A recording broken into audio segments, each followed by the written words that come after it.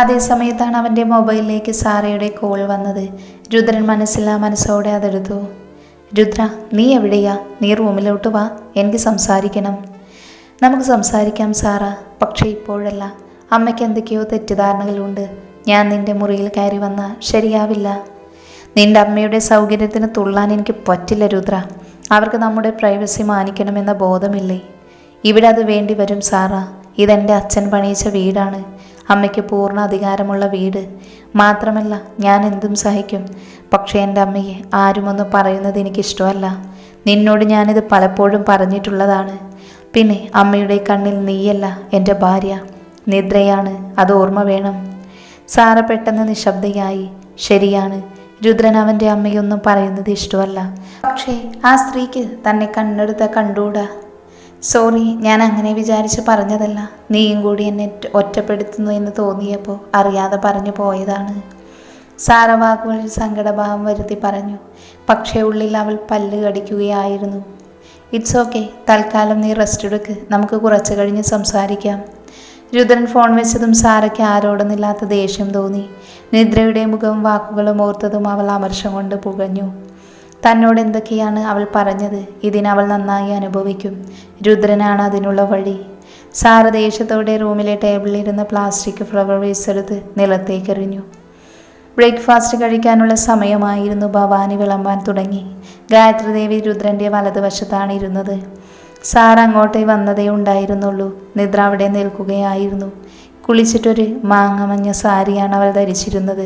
നെറ്റിയിൽ ചുവന്ന ഒരു സ്റ്റിക്കർ പൊട്ട് തൊട്ട് കണ്ണെഴുതി താലിമാല മാത്രം ധരിച്ചു നിൽക്കുന്ന ആ പെണ്ണിനെ രുദ്രൻ കണ്ണെടുക്കാതെ നോക്കി നിന്നു. പ്രത്യേകിച്ച് യാതൊരു അലങ്കാരവുമില്ല. എന്നിട്ടും എന്തൊരു സുന്ദരിയാണ് ഇവൾ. അവൻ്റെ മനസ്സ് മന്ത്രിച്ചു.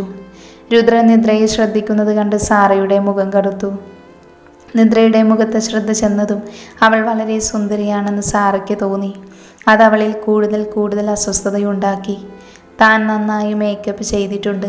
വളരെ സ്റ്റൈലിഷായാണ് ഒരുങ്ങിയിരിക്കുന്നത്. ഹെയർ നന്നായിട്ട് ഡിസൈൻ ചെയ്തിട്ടുണ്ട്. ലിപ്സ്റ്റിക്ക് കട്ടിയിൽ തന്നെ യൂസ് ചെയ്തിട്ടുണ്ട്.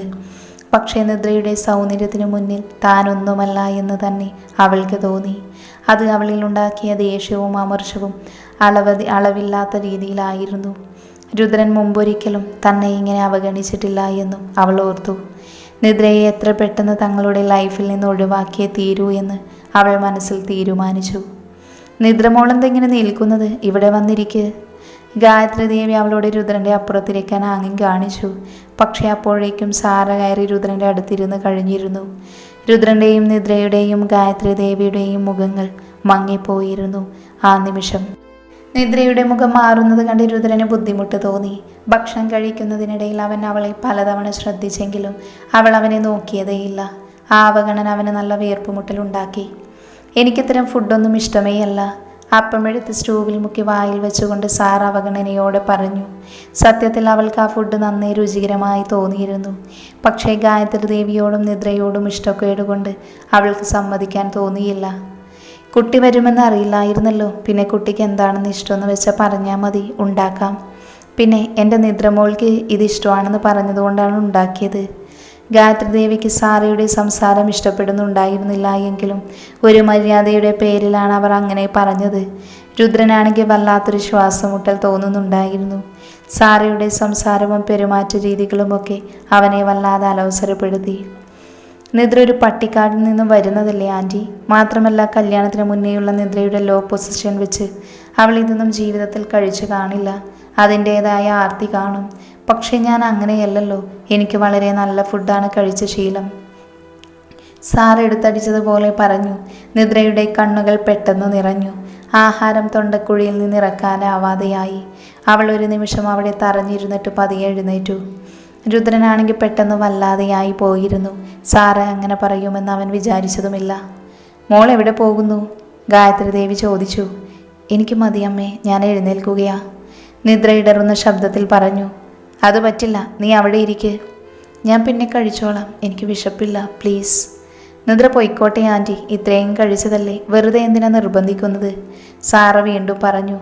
ഗായത്രി ദേവിയുടെ ക്ഷമയാകെ നശിച്ചിരുന്നു. നോക്കു കുട്ടി, നീ ഇവിടുത്തെ അതിഥിയായിരിക്കാം, പക്ഷെ നിദ്ര എനിക്കെൻ്റെ മകൾ തന്നെയാണ്. അവളെ ഇൻസൾട്ട് ചെയ്യാൻ ഞാൻ ആരെയും സമ്മതിക്കില്ല. പിന്നെ കുറേ ഭക്ഷണം കഴിച്ചിട്ട് സുഖിച്ചിട്ടൊന്നും ഒരു കാര്യവുമില്ല. കിട്ടുന്ന അന്നത്തെ വിലമതിക്കാൻ പഠിക്കണം. അല്ലെങ്കിൽ നാളെ ഇതുപോലും കിട്ടിയെന്ന് വരില്ല. തെരുവിൽ കിടന്ന് 1 മണിയാരിക്ക് തെണ്ടേണ്ടി വരും നിനക്ക്. ഗായത്രി പറഞ്ഞത് കേട്ട് സാറയുടെ മുഖം കടുത്തു. അവൾ രുദ്രനെ നോക്കി. അമ്മ പറഞ്ഞതിൽ തെറ്റൊന്നുമില്ല സാറ. നിദ്രയെ ഇൻസൾട്ട് ചെയ്യേണ്ട ഒരു കാര്യവും നിനക്കില്ല. പണത്തേക്കാൾ വലുതാണ് മനുഷ്യത്വം. Say sorry to her. രുദ്രൻ്റെ സംസാരം നിദ്രയെ അമ്പരപ്പിച്ചു. കാരണം സാറയോട് അവൻ തനിക്ക് വേണ്ടി കയർക്കുമെന്ന് അവൾ വിചാരിച്ചതുമില്ല. അതുകൊണ്ട് തന്നെ അതുവരെ അനുഭവിച്ച അപമാനവും വേദനയും കുറഞ്ഞതുപോലെ അവൾക്ക് തോന്നി. പക്ഷേ സാറയുടെ മുഖമാകെ വിളറിപ്പോയിരുന്നു. രുദ്ര, ഞാൻ അങ്ങനെയൊന്നുമല്ല ഉദ്ദേശിച്ചത്. അവൾ എന്തോ പറയാൻ ശ്രമിച്ചു. എന്താണ് ഉദ്ദേശിച്ചത് എങ്കിലും അത് നിദ്രയെ വേദനിപ്പിച്ചു എന്നുറപ്പാണ്. അതുകൊണ്ടാണ് സോറി പറയാൻ ഞാൻ പറഞ്ഞത്. സാറയുടെ മുഖവും കണ്ണുകളും വല്ലാതെ രൂക്ഷമായി. എങ്കിലും അവൾ സ്വയം നിയന്ത്രിക്കാൻ ശ്രമിച്ചു. എന്നിട്ട് പെട്ടെന്ന് അവിടെ നിന്ന് എഴുന്നേറ്റു.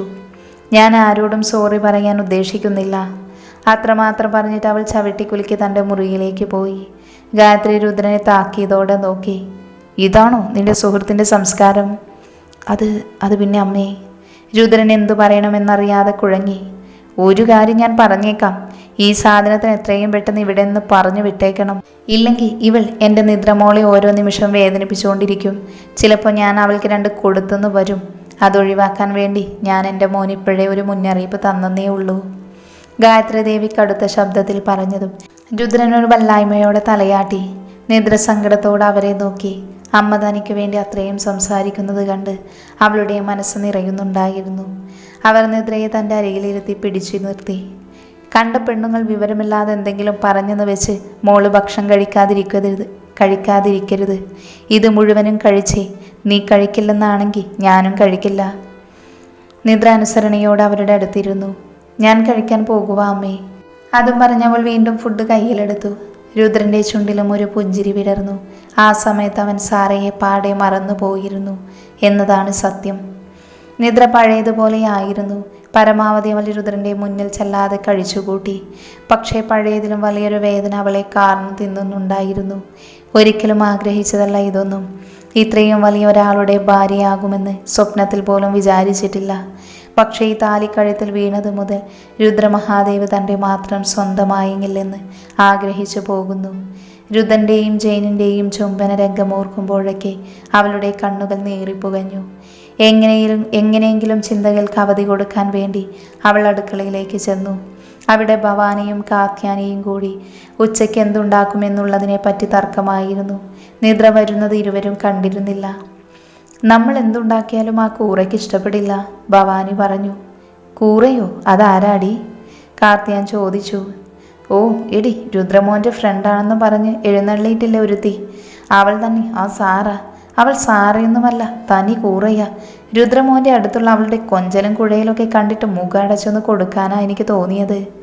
ശരിയാടി, ആ മാതാവ് എന്തിനെ ഇങ്ങോട്ട് കെട്ടിയെടുത്തെന്നാ ഞാൻ ആലോചിക്കുന്നത്. അവൾ വന്നതിൽ പിന്നെ ഗായത്രി കുഞ്ഞിൻ്റെ മുഖമൊന്നും തെളിഞ്ഞിട്ടില്ല. നമ്മുടെ കഷ്ടകാലം എന്നല്ലാതെ എന്തു പറയാനാ. അപ്പവും സ്റ്റൂവൊന്നും പിടിച്ചിട്ടില്ല തമ്പുരാട്ടിക്ക്. ഇനിയിപ്പോൾ ആ മാതാമയ്ക്ക് എന്തുണ്ടാക്കി കൊടുക്കുമെന്ന് ഓർത്തിട്ട് ഒരെത്തും പിടിയും കിട്ടുന്നില്ല. എന്താ ഇവിടെ രണ്ടുപേരും കൂടി പിറുപിറുക്കുന്നത്? നിദ്ര ചിരിയോടെ ചോദിച്ചതും രണ്ടുപേരും ഞെട്ടി തിരിഞ്ഞു നോക്കി. അവരുടെ മുഖത്ത് ഭയം നിറച്ചു. തങ്ങൾ പറഞ്ഞതെല്ലാം നിദ്ര കേട്ടെന്നവർക്ക് മനസ്സിലായിരുന്നു. അയ്യോ എൻ്റെ പൊന്നുമോളി, രുദ്രൻ മോനോടൊന്നും പറഞ്ഞേക്കല്ലേ. ഞങ്ങളൊന്നും മനസ്സിൽ വെച്ചുകൊണ്ട് പറഞ്ഞതല്ല. ഇനി ഇതൊന്നും ആവർത്തിക്കില്ല. മോള് ഞങ്ങളോട് ക്ഷമിക്കണം, ഭവാനി ദയനീയമായി പറഞ്ഞു. രവിയുടെ മുഖത്തും അത് തന്നെയായിരുന്നു. അവരുടെ പരിഭ്രമം കണ്ട് നിദ്രയ്ക്ക് ചിരി വന്നു. അയ്യോ, നിങ്ങൾ എന്തിനാ ഇങ്ങനെ പേടിക്കുന്നത്? നിങ്ങളതിന് വേണ്ടാത്തൊന്നും പറഞ്ഞില്ലല്ലോ. പിന്നെ ആ സാറ് ദേവേട്ടൻ്റെ ഗസ്റ്റല്ലേ. അമ്മയ്ക്കും അവരെ അത്രയൊന്നും ഇഷ്ടപ്പെട്ടിട്ടില്ല. പക്ഷേ അതിഥികളെ മാനിക്കേണ്ടത് നമ്മുടെ കടമയല്ലേ. ഭവാനിയെടുത്തിയും കാത്യാനിയെടുത്തിയും എന്തെങ്കിലും പറഞ്ഞാൽ അതുടനെ രുദ്രേട്ടൻ്റെ ചെവിയിലെത്തിക്കാൻ എനിക്ക് വേറെ പണിയൊന്നുമില്ലല്ലോ. എന്നെക്കുറിച്ച് ഇങ്ങനെയാണോ നിങ്ങൾ കരുതിയിരിക്കുന്നത്? അയ്യോ, അങ്ങനെയൊന്നുമല്ല മോളെ.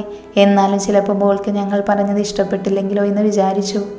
ഒരു പ്രശ്നവും ഇല്ല, അതൊക്കെ വിട്ടേക്ക്. നമുക്കിപ്പോൾ ഉച്ചക്കത്തെ ഫുഡിൻ്റെ കാര്യം ആലോചിക്കാം. നിദ്ര പറഞ്ഞത് കേട്ട് ഭവാനിയും കാർത്യാനിയും ആശ്വാസത്തോടെ തലകുനിക്കി. ഉച്ചയ്ക്ക് ഒരു സദ്യ ഒരുക്കിയാലോ എന്നാണ് മോളെ ഞങ്ങൾ ആലോചിക്കുന്നത്. വെജിറ്റേറിയൻ സദ്യ. അത് ദേവേട്ടിന് ഇഷ്ടമാകുമോ? ഗായത്രി കുഞ്ഞിന് അങ്ങനെയുള്ള സദ്യയൊക്കെ ഇഷ്ടമാണ്. പിന്നെ രുദ്രൻ കുഞ്ഞിന് വലിയ കുഴപ്പമൊന്നും തോന്നുന്നില്ല. വേണമെങ്കിൽ കുറച്ചെന്തെങ്കിലും നോൺ വെജ് ഉണ്ടാക്കി വെക്കാം. ശരി, എന്നാൽ പിന്നെ നമുക്ക് സദ്യ ഉണ്ടാക്കാം. ഉണ്ടാക്കുന്നതൊക്കെ ഞാനായിക്കോളാം. നിങ്ങളെല്ലാം ഒന്ന് അടുപ്പിച്ച് തന്നാൽ മതി. പാചകം എൻ്റെ വക. അല്ല മോളി, ഞങ്ങൾ ചെയ്യേണ്ട പണിയല്ലേ ഇതൊക്കെ, ഞങ്ങൾ ചെയ്തോളാം. ആര് പറഞ്ഞു? നിങ്ങളിവിടെ ഒന്നും ചെയ്യാതിരിക്കുന്നില്ലല്ലോ. ഞാനും എന്തെങ്കിലുമൊക്കെ ചെയ്യട്ടെ. ഭവാനി എടുത്ത് അല്ലെങ്കിൽ എനിക്ക് വട്ടുപിടിക്കും. നിദ്രയുടെ സ്വരത്തിൽ സങ്കടം നിറഞ്ഞിരുന്നു. ഭവാനിക്കും കാർത്യാനിക്കും വിഷമം തോന്നി. സാറ് വന്നതുകൊണ്ടാണ് അവളുടെ ഈ ഭാവമാറ്റമെന്ന് അവർക്ക് ഊഹിക്കാൻ കഴിഞ്ഞിരുന്നു. എങ്കിലും അവർ അവളോട് പിന്നെ ഒന്നും ചോദിച്ചില്ല. പക്ഷേ അപ്പോഴേക്കും ഗായത്രി ദേവി അങ്ങോട്ട് വന്നു. മോളെ, നീ ഒന്ന് വേഗം റെഡിയാവുക, നമുക്കൊന്ന് പുറത്തു പോകാം. എങ്ങോട്ടാ അമ്മേ? നമുക്ക് പുറത്തു പോയി ഒരു ഷോപ്പിംഗ് ഒക്കെ കഴിഞ്ഞു വരാം. ഉച്ച ആകുമ്പോഴേക്കും നമ്മൾ തിരിച്ചെത്തും. ഫുഡ് നമുക്ക് വീട്ടിൽ നിന്ന് കഴിക്കാം. നിദ്രാംബരപ്പോടെ ഗായത്രി ദേവിയെ നോക്കി. അവളുടെ ജീവിതത്തിൽ ഇങ്ങനെയുള്ള സന്ദർഭങ്ങളൊന്നും ഇതുവരെ ഉണ്ടായിട്ടില്ല. എന്ത് നോക്കി നിൽക്കുന്നേ? നിന്റെ മൂഡ് ശരിയല്ല എന്ന് അമ്മയ്ക്കറിയാം. അതുകൊണ്ട് നീ വീട്ടിൽ തന്നെ ഇരുന്ന് ശരിയാവില്ല. പുറത്തേക്ക് ഇറങ്ങിയാൽ മനസ്സിന് ആശ്വാസം കിട്ടും. ശരിയമ്മേ, ഞാൻ ഒരുങ്ങിയിട്ട് വരാം. മോൾക്കിടാനേ അമ്മ ഒരു പുതിയ ചുരിദാർ എടുത്തു വെച്ചിട്ടുണ്ട് കേട്ടോ. ഷെൽഫിലുണ്ട്. ഇഷ്ടപ്പെടുകയാണെങ്കിൽ അതുതന്നെ ഇടണേ. ഇഷ്ടപ്പെട്ടില്ലെങ്കിൽ മോൾക്ക് ഇഷ്ടമുള്ള ഏതാണെന്ന് വെച്ചാൽ ധരിച്ചോളൂ. എൻ്റെ അമ്മ എന്ത് തന്നാലും എനിക്കിഷ്ടമാണ്. നിദ്ര ഗായത്രിയുടെ കയ്യിൽ പിടിച്ച് ചുംബിച്ചുകൊണ്ട് പറഞ്ഞു. അവർ അതേ ചിരിയോട് അവളുടെ ശിരസിൽ തടവി. നിദ്ര വേഗം തന്നെ മുറിയിലേക്ക് ചെന്നു. രുദ്രനെ അവിടെ എങ്ങും കണ്ടില്ല. ആ സാറയുടെ അടുത്തായിരിക്കും. അവൾ നിരാശയോടെ പിറുപിറുത്തു. ഷെൽഫ് തുറന്നതും അവളുടെ കണ്ണുകൾ വിടർന്നു പോയി. മഞ്ഞയിൽ വിലയേറിയ വെള്ളമുത്തുകൾ വിതറിയ ഒരു അനാർക്കിളി ചുരിദാറായിരുന്നു അത്. അതിന് ചേർന്ന ഡയമണ്ടിൻ്റെ ഇയറിങ്സും സിമ്പിൾ നെക്ലേസും വളയും. നിദ്ര ചുരിദാർ എടുത്ത് ധരിച്ചു. വളരെ സിമ്പിളായിട്ട് ഒരുങ്ങി. നീണ്ട മുടി കുറച്ച് വകഞ്ഞ് ക്ലിപ്പ് ചെയ്ത് ബാക്കി വിടർത്തിയിട്ടു. അത് അവളുടെ ചുമലുകളെ തഴുകിക്കിടന്നു. കണ്ണാടി നോക്കിയപ്പോൾ അവൾക്ക് വലിയ സന്തോഷം തോന്നി. കാരണം ആ ചുരിദാർ അവൾക്ക് നന്നേ ഇണങ്ങുന്നുണ്ടായിരുന്നു. ബാഗെടുത്ത് മുറിയിൽ നിന്ന് പുറത്തേക്ക് ഇറങ്ങിയതും പുറത്തുനിന്ന് ആരും അകത്തേക്ക് കയറിയതും ഒരുമിച്ചായിരുന്നു. പെട്ടെന്ന് രണ്ടുപേരും കൂട്ടിയിടിച്ചു. അതിൻ്റെ ആഘാതത്തിൽ വീഴാൻ പോയ നിദ്രയെ രുദ്രൻ തൻ്റെ കൈകളാൽ താങ്ങിപ്പിടിച്ചു. മഞ്ഞ ചുരിദാറിൽ അത്രമേൽ മനോഹരിയായി നിൽക്കുന്ന ആ പെണ്ണിനെ കണ്ട് രുദ്രൻ്റെ കണ്ണുകൾ വിടർന്നു പോയി. രുദ്രൻ താങ്ങിപ്പിടിച്ചെങ്കിലും അവൻ്റെ കാൽ വഴുതി പോയിരുന്നു. വീഴാൻ തുടങ്ങിയതോടെ നിദ്ര അലറി വിളിച്ചു. ഞൊടിയിടയിൽ തനിക്ക് മുകളിലായി വീഴാൻ പാകത്തിന് അവളെ ഒന്ന് തിരിച്ച് തറയിൽ നടുവം തള്ളി രുദ്രൻ വീണു. അവൻ്റെ നെഞ്ചിലിറുക്കെ പിടിച്ച് കണ്ണുകൾ അടച്ച് കിടക്കുകയായിരുന്നു നിദ്ര. നിദ്ര കണ്ണുകൾ ഉയർത്തി നോക്കിയതോടെ രുദ്രൻ അവളെ പിന്നെയും കീഴ്മേൽ മറിച്ചു. രുദ്രൻ്റെ കീഴിലായി വെറും നിലത്ത് കിടക്കുമ്പോൾ നിദ്രയ്ക്ക് ശ്വാസമെടുക്കാൻ ബുദ്ധിമുട്ട് തോന്നിയിരുന്നു. അവളൊന്ന് പിടഞ്ഞു നോക്കിയെങ്കിലും രുദ്രൻ്റെ കൈക്കരുത്തിനുള്ളിൽ പെട്ട് നിദ്ര അങ്ങനെ തന്നെ നിശ്ചലമായി. എന്തു വേണം മിസ്റ്റർ? തട്ടിയിട്ട് കൊല്ലാനാണോ പരിപാടി? അതാകുമ്പോൾ എളുപ്പമായല്ലോ. കാമുകിയുമായി കറങ്ങി നടക്കാൻ ഞാനൊരു ശല്യമാകില്ല. മുഖം അവനിൽ നിന്നും തിരിച്ചു വെച്ചുകൊണ്ട് നിദ്ര പറഞ്ഞു. അത് കേട്ടപ്പോൾ രുദ്രന് വല്ലായ്മ തോന്നി. അവൻ മനസ്സിൽ പോലും അതൊന്നും ചിന്തിച്ചിരുന്നില്ല. ആ മുഖം വാടിയത് കണ്ടതോടെ അവളുടെ മനസ്സലിഞ്ഞു. മനസ്സിലൂറിയ ചിരിയോടെ നിദ്ര അവനെ തന്നെ നോക്കി. തന്നെ ഇതിനേക്കാളേറെ ക്രൂരമായി നോവിച്ച മുതലാണ് ഈ വഴുതി വീണ് കിടക്കുന്നത് എന്ന് ഓർത്തപ്പോൾ അവൾക്ക് മനസ്സിൽ സന്തോഷം തിരതല്ലി. രുദ്രൻ അവളെ തൻ്റെ പിടിയിൽ നിന്ന് മുക്തയാക്കിക്കൊണ്ട് മെല്ലെ എഴുന്നേറ്റു. താഴെ വീണതുകൊണ്ട് അവൻ്റെ നടു വേദനിക്കുന്നുണ്ടായിരുന്നു. തല വല്ലയെടുത്ത് മിടിച്ചോ എന്ന് ചോദിക്കണമെന്നുണ്ടായിരുന്നു. എങ്കിലും നിദ്ര മൗനം പാലിച്ചു. എങ്ങോട്ടേക്കാ പോകുന്നത്? രുദ്രൻ വെറുതെ അവളെ കണ്ണുകൾ കൊണ്ട് ഒഴിഞ്ഞു ചോദിച്ചു. ഞാൻ അമ്മയുടെ കൂടെ ഒന്ന് പുറത്തു പോവുകയാ. എന്നെ കൂട്ടുന്നില്ലേ? ഓ, എന്നിട്ട് വേണം നിങ്ങളുടെ കാമുകിക്കും കൂടി വലിഞ്ഞു കയറി വന്ന് എൻ്റെ തല തിന്നാനല്ലേ? മുഖം രൂക്ഷമാക്കിക്കൊണ്ട് നിദ്ര ചോദിച്ചപ്പോൾ അറിയാതെ അവനിലൊരു ചിരി പൊട്ടി. സാറ ഏതു നേരവും തങ്ങളുടെ സംഭാഷണത്തിലിടയിൽ കയറി വരുന്നത് അവനിൽ അലവസരം സൃഷ്ടിച്ചു തുടങ്ങിയിരുന്നു. അത് തൻ്റെ ആരോഗ്യത്തിനും അത്ര പന്തിയല്ല എന്ന് അവൻ ഓർത്തു. നിദ്ര ഒന്നും മിണ്ടാതെ നിൽക്കുന്ന രുദ്രനെ കണ്ട് നടന്നു പോകാൻ തുടങ്ങുകയായിരുന്നു. അതെ, രുദ്രൻ പിന്നിൽ നിന്ന് വിളിച്ചപ്പോൾ നിദ്ര ഒന്ന് തിരിഞ്ഞു നോക്കി. You look beautiful in this attire. Rudran പറഞ്ഞത് കേട്ടപ്പോൾ അവളുടെ മുഖം ചുവന്നു പോയി. ഒരു നന്ദി വാക്ക് പോലും പറയാതെ കള്ളദേഷ്യം മുഖത്ത് വരുത്തിക്കൊണ്ട് നിദ്ര പുറത്തേക്ക് പോകുന്നത് നോക്കി വിഷമത്തോടെ രുദ്രൻ നിന്നു. ഗായത്രി ദേവി അവളെ കാത്തു പുറത്ത് തന്നെ ഉണ്ടായിരുന്നു. ഡ്രൈവർ വണ്ടി ഓടിക്കുമ്പോൾ അവർ അവൾക്കൊപ്പം പിന്നിൽ കൂടെയിരുന്നു. ആദ്യം അവർ അവളെയും കൂട്ടി ടെക്സ്റ്റൈൽ ഷോപ്പിലേക്കായിരുന്നു പോയത്. അവൾക്കിഷ്ടമുള്ള എല്ലാ വസ്ത്രവും ഗായത്രി ദേവി വാങ്ങിക്കൊടുത്തു. നിദ്ര വേണ്ടെന്ന് എത്രയൊക്കെ പറഞ്ഞിട്ടും അവർ കൂട്ടാക്കിയില്ല. ഇത്രയേറെ വസ്ത്രം കാണുമ്പോൾ അവൾക്ക് തൻ്റെ പഴയ അവസ്ഥ ഓർമ്മ വന്നു. സത്യഭാമയുടെ വീട്ടിൽ നരച്ചതും കീറിയതുമിട്ട് നടന്നിരുന്നൊരു കാലം. പിന്നീട് അവർ സിനിമയ്ക്ക് പോയി. മാളിൽ കയറി ചുറ്റി എല്ലായിടവും അവർ അവളെ കാണിച്ചു കൊടുത്തു. അവസാനം പുറത്ത് വലിയൊരു 5 സ്റ്റാർ ഹോട്ടലിൽ നിന്ന് ഭക്ഷണം കഴിച്ച് ഒരു ആൾത്തിരക്ക് കുറഞ്ഞ പാർക്കിൽ ചെന്നിരുന്നു അവർ. അമ്മയ്ക്ക് എന്തൊക്കെയോ സംസാരിക്കാനുണ്ട് എന്ന് അവൾക്ക് തോന്നിപ്പോയി. മോളെ, അമ്മയൊരു കാര്യം പറയാൻ പോവുകയാണ്. ക്ഷമയോടെ നീ അത് കേൾക്കണം. ഗായത്രി ദേവി മുഖവരയോടെ പറഞ്ഞപ്പോൾ നിദ്ര തലയാട്ടി. അവർ സ്നേഹപൂർവ്വം അവളുടെ കൈയെടുത്ത് പിടിച്ചു.